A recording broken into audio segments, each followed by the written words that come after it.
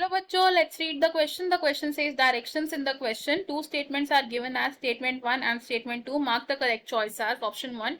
Both statement 1 and statement 2 are correct. Option 2, both statement 1 and statement 2 are incorrect. Option 3, statement 1 is correct and statement 2 is incorrect. Option 4, statement 1 is incorrect and statement 2 is correct.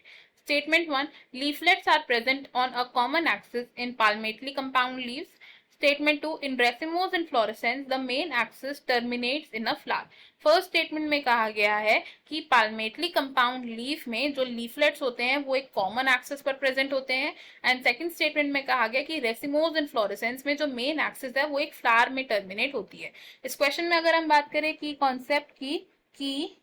Concept की तो in this question हमारा की concept क्या है? It is leaf and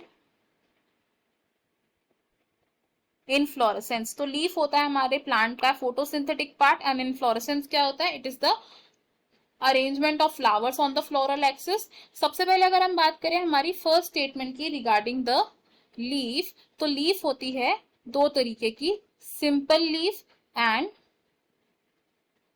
compound leaf. जो simple leaf होती है इसका लैमिना एंटायर होता है एंड इसके जो इंसिजन्स होते हैं they do not reach midrib, और कंपाउंड लीफ में जो इंसिजन्स होते हैं ये मिडरिब तक पहुंचते हैं, जिसकी वजह से हमारे पास न्यूमरस लीफलेट्स ऑब्टेन होते हैं। अब जो कंपाउंड लीफ है, कंपाउंड लीफ फर्दर दो टाइप की होती है। कंपाउंड लीफ क्या है? Compound leaf is again of two types. ये दो टाइप्स कौन से हैं? These are pinnately compound leaf and palmately compound leaf. जो पिनेटली कंपाउंड लीफ है उसमें जितने भी लीफलेट्स होते हैं वो एक कॉमन एक्सिस यानी कि कॉमन रैकिस पर प्रेजेंट होते हैं।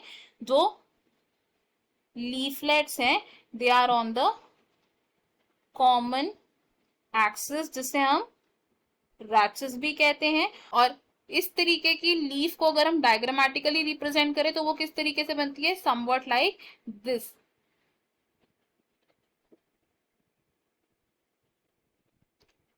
जिसमें ये है हमारा कॉमन रैचेस। एंड पिनेटली कंपाउंड लीफ का एग्जांपल हो सकता है neem leaf. Palmately compound leaf की अगर हम बात करें तो पाल्मेटली कंपाउंड लीफ में जो सारे लीफलेट्स होते हैं वो एक ही कॉमन पॉइंट से अटैच होके वहीं से अराइज होते हैं। तो जितने भी लीफलेट्स होते हैं they are attached to a common point. और पाल्मेटली कंपाउंड लीफ को अगर हम डायग्रामेटिकली रिप्रेजेंट करें तो उसको हम कुछ इस तरीके से रिप्रेजेंट कर सकते हैं। अब पाल्मेटली कंपाउंड लीफ का एग्जांपल है सिल्क कॉटन। सेकंड स्टेटमेंट की अगर हम बात करें रिगार्डिंग द इनफ्लोरेसेंस, तो इनफ्लोरेसेंस होती है हमारी दो टाइप की मेनली, एंड ये दो टाइप कौन से हैं? These are cymose inflorescence and racemose inflorescence. तो साइमोज इनफ्लोरेसेंस में क्या होता है? जो फ्लोरल एक्सिस होती है इसकी ग्रोथ लिमिटेड होती है। ऐसा क्यों? बिकॉज जो मेन एक्सिस है उसकी ग्रोथ रुक जाती है। मेन एक्सिस है इसकी ग्रोथ क्या होती है? टर्मिनेट हो जाती है इनटू अ फ्लावर। और साइमोज इनफ्लोरेसेंस में जो फ्लावर्स का अरेंजमेंट है it is in the basipetal order, यानी कि जो ओल्ड फ्लावर्स हैं वो टॉप पर होते हैं एंड यंग फ्लावर्स होते हैं हमारे बॉटम पर। अब जो रेसिमोज इनफ्लोरेसेंस है, रेसिमोज इनफ्लोरेसेंस में होती है अनलिमिटेड ग्रोथ, क्योंकि इस तरीके के इनफ्लोरेसेंस में जो मेन एक्सिस है it continues to grow, and इस तरीके के इनफ्लोरेसेंस में जो एक्सिस है वो फ्लावर में टर्मिनेट नहीं होती है। एंड रेसिमोज इनफ्लोरेसेंस में एक्रोपीटल अरेंजमेंट देखा जाता है फ्लावर का, यानी कि जो यंग फ्लावर्स है वो टॉप पर है एंड जो ओल्ड फ्लावर्स है यानी कि मैच्योर्ड फ्लावर्स है वो बॉटम पर है। अब अगर हम अपनी स्टेटमेंट्स देखें, हम इसमें से क्या बोल सकते हैं कि फर्स्ट स्टेटमेंट हमारी रॉन्ग है बिकॉज पाल्मेटली कंपाउंड लीफ में लीफलेट्स कॉमन एक्सेस पर प्रेजेंट नहीं होते हैं, कॉमन पॉइंट से अराइज होते हैं। सेकंड स्टेटमेंट भी हमारी रॉन्ग है बिकॉज रेसिमोस एंड फ्लोरेसेंस में मेन एक्सिस फ्लावर में टर्मिनेट नहीं होती है।